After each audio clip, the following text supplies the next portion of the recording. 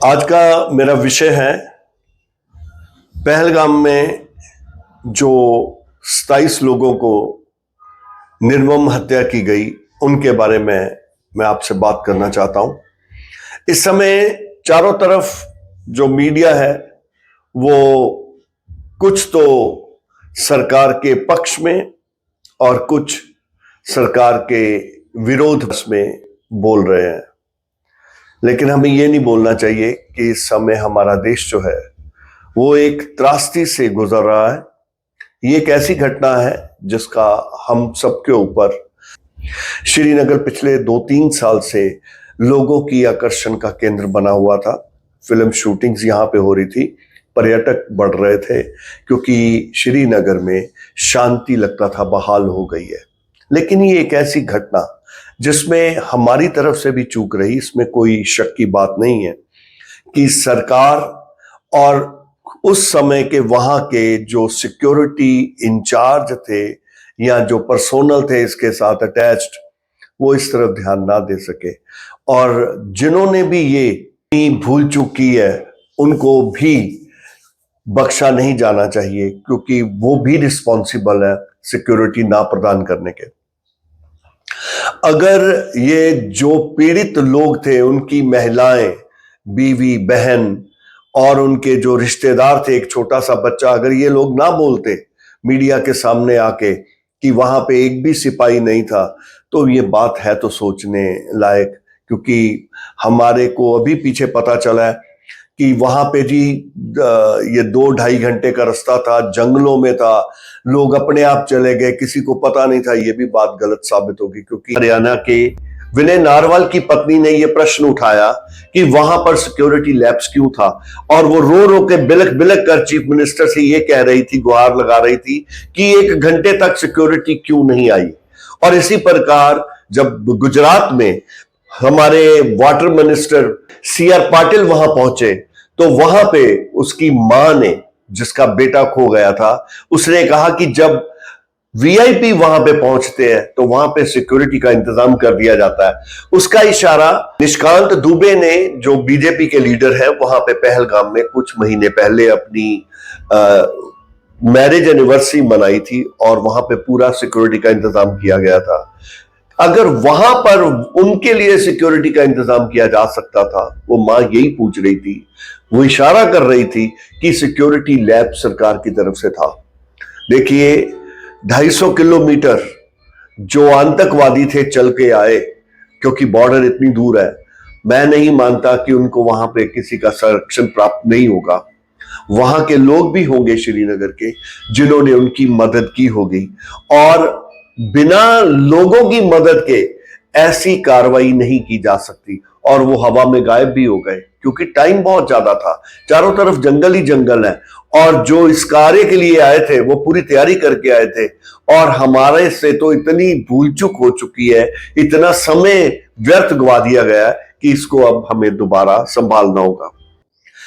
ये भी एक माना नहीं जा सकता कि सारे श्रीनगरी जो हैं, जो सारे मुसलमान हैं, वो सिर्फ पाकिस्तान की फेवर करते हैं। ये बिल्कुल गलत है। बहुत जितने भी लोग वहां से वापस गए हैं, उन्होंने वहां पे जो लोग थे, जो उनकी देखरेख कर रहे थे, या जो पर्यटक स्थल पे पर्यटक मनोरंजन के साथ जुड़े हुए थे, व्यवसायिक थे, चाहे वो घोड़े चला रहे थे, चाहे खच्चरे चला रहे थे, चाहे वो पिट्ठू थे, चाहे और अन्य कर्मचारी, सबने, जितने भी लोग थे जो बाहर से आए थे पर्यटक, उनकी मदद की और उनकी जान बचाने की कोशिश भी की। और इसी कोशिश में एक व्यक्ति मारा भी गया जो मुसलमान था। बात हिंदू या मुसलमान की नहीं है। हिंदू सिख और हिंदू मुसलमान ये कोई नया शब्द नहीं है अमृतसर वालों के लिए। तो हम 1980 के दहाके को भूल गए हैं, जब गाड़ियों से निकाल के, बसेस से निकाल के हिंदूज को टारगेटेड करके मारा जाता था। तो क्या हिंदू सिख लड़ पड़े उस समय? नहीं, ऐसा हुआ। और ये जो बाहर की सरकारें चाहती हैं, हमारे मित्र देश जो चाहते हैं कि हम आपस में हिंदू मुसलमान लड़ पड़े और भारत में एक किस्म का जिहाद छिड़ जाए, ये संभव नहीं है और ना ही होगा।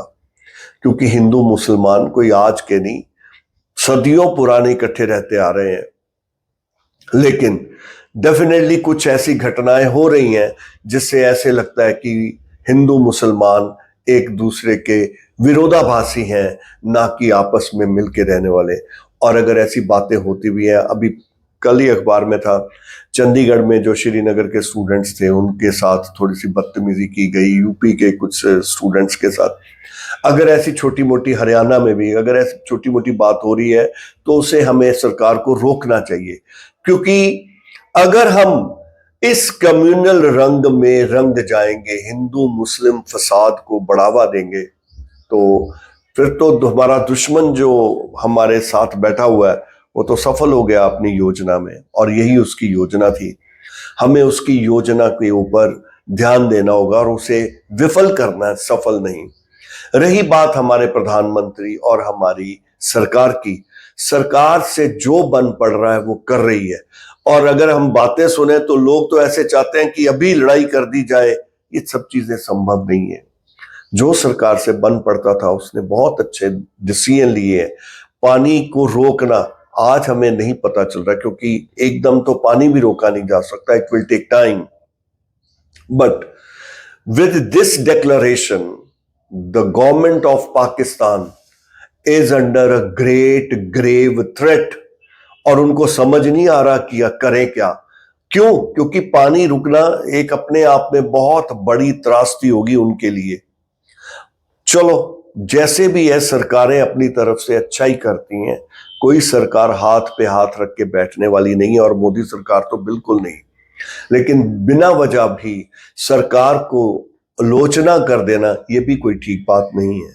हमें अपनी सरकार में विश्वास रखना चाहिए, और हमें विश्वास है कि हमारी सरकार इसका मुंह तोड़ जवाब देगी। लेकिन वक्त आने पर, तब तक हमें इंतजार करना होगा और सब्र करना होगा और अपने आप को मजबूत करना होगा कि हम सब मिलके रहेंगे।